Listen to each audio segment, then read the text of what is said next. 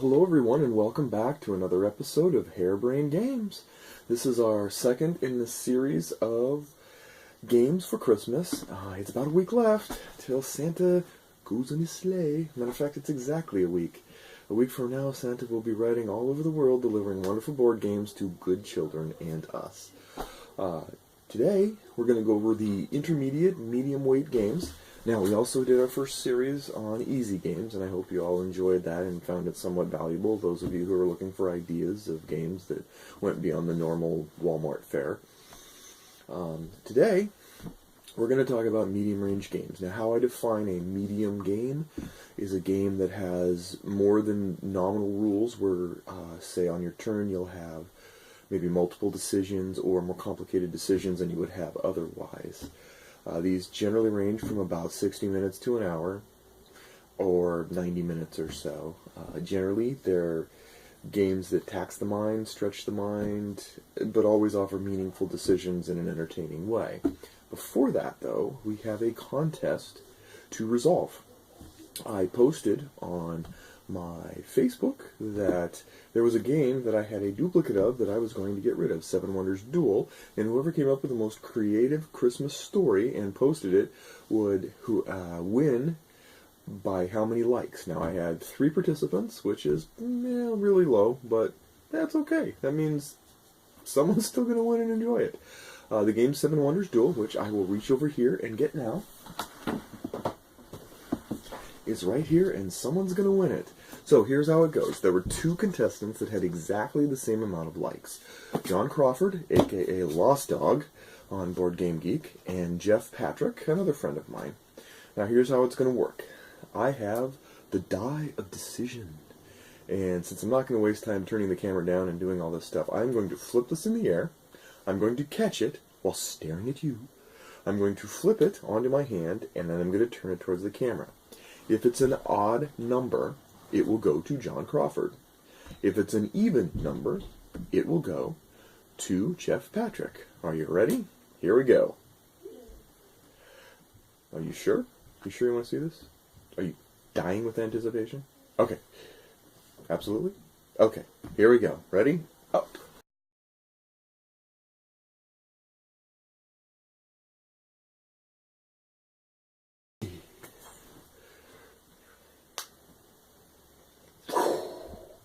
It is even, which means, Mr. Jeff Patrick, you, my friend, are now the proud owner of Seven Wonders Duel. And I'll be delivering it to you this Sunday in church. Ho ho ho, Merry Christmas, yay! No, I didn't drop it, really. Okay, that done, now it's time to go into the medium games. Now I'm going to start with one that honestly could have been on...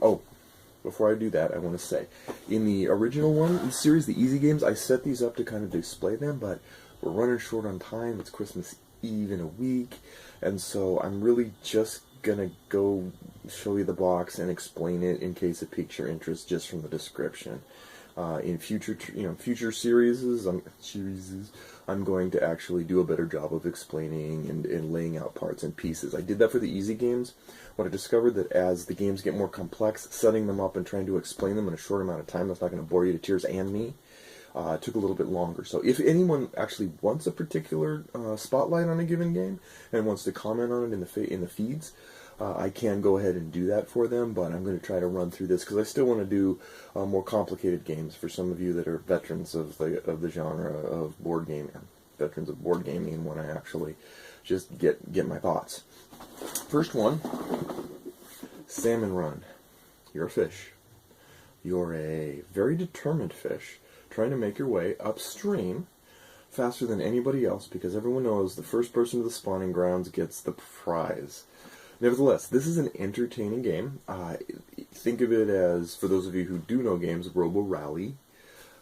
In part, in other ways, it's kind of a tech builder, kind of, but not really. Very light on the deck building. Mostly, you have cards that you gain that help you in certain ways. The whole idea, if you can look on the back, you can see this is the path that you go up. There are bears you have to avoid.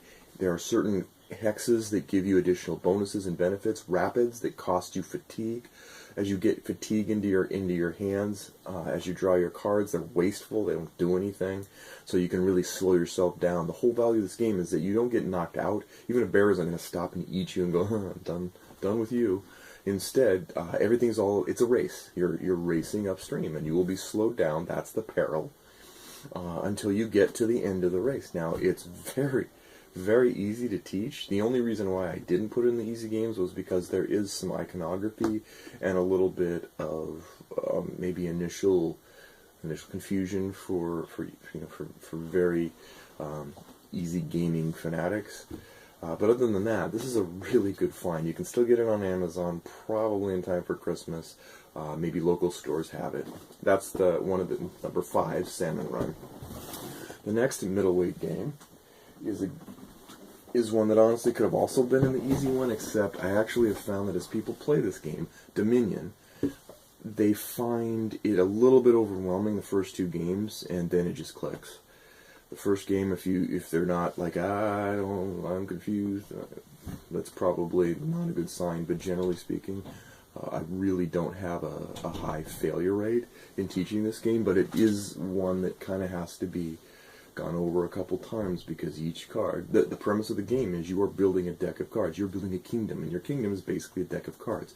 You start with 10 cards in your deck, and this is a game that introduces a concept of entire hand disposal. You use or lose your hand every turn. So you use everything you can in your hand. If you have 5 cards, 6 cards, 7 cards, you do everything you can to do the best you can to get the most money, the most victory points, to buy extra cards that are more powerful, and then you discard it, the whole hand, and draw an entirely new hand back up. This concept was introduced by Dominion back in 2008, I believe, and has really caught fire in a lot of ways. There are many, many deck builder games, and some people would say there's a nauseating level, but honestly, I like deck builders, and I definitely like Dominion. No game has had more playtime in my house than this game. We are literally hundreds and hundreds of plays of this game, and it's relatively cheap to buy the initial pack. There are 8 expansion packs, or 8 expansions, 9 I believe actually, even in counting the one that I actually don't have yet. How surprising is that? And it's really worth a try to get involved with. Each stack of cards that you can buy has a little bit different ability or something. And once you get going and you understand the base concepts, everything's just kind of a variant of that. And it really is entertaining. You'll find that it's best with 2, 3, and 4. Not too much more than that. My wife and I, because we know the game so well, can literally play a game of this in 3 minutes, 4 minutes. Because we already kind of get our cards. We're like, I've been down this road before. I know what to take. I know what to do. Bam, bam, bam, bam, bam. That doesn't mean you have to play it that way, but just to say that you can pack a lot into a game of Dominion. Highly recommended, iconic game in the industry. Probably Settlers of Catan, Carcassonne. These games are iconic. This is one that really kind of set a brand new direction for a large portion of the gaming community. And that's number 4. Number 3 is a game that's 2-player only, for the most part. BattleCon, War of Indians. Now, BattleCon is a Street Fighter game in the construct of boards and pieces. This game does absolute justice to anyone who's ever played a Street Fighter back and forth, pound, pound, pound, 2D action game on a computer. It's included here because it is complicated to grow into. There are some very easy characters. Each character you pick to fights in a different way, back and forth. There's punching, there's dodging, there's all this stuff. But it's done in a way that's very, very sensible and very thematic and fits well with the type of game it's trying to be. You don't get a lot of variety in the way that you would with this game. It really has a lot of characters.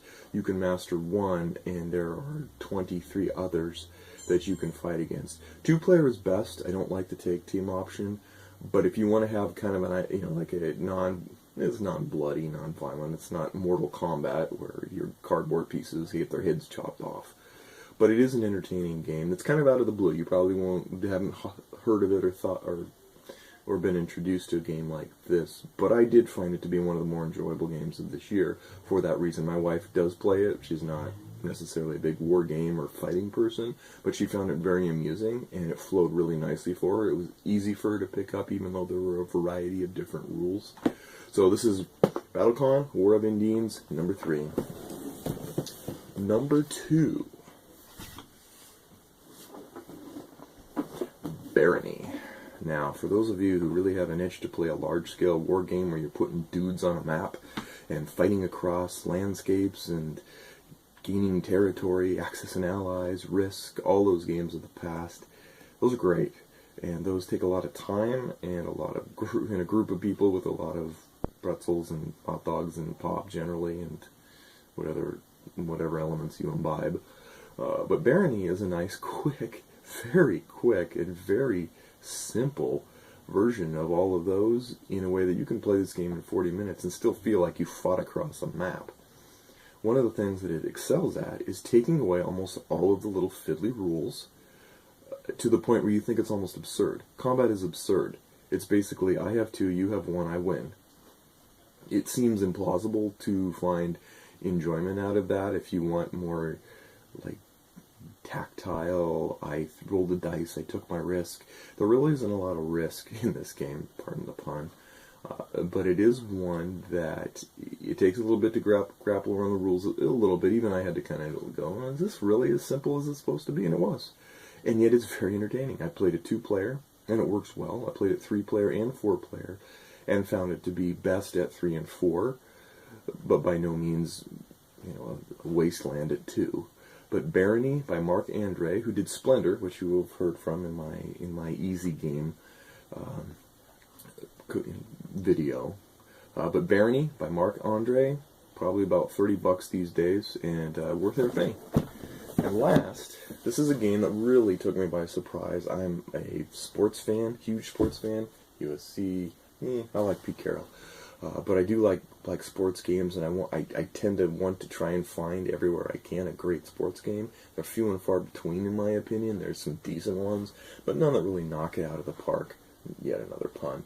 But I found one. I found one this year that really, really came out of nowhere to just mark a phenomenal variation of baseball. And that game is Baseball Highlights 2045. That's right.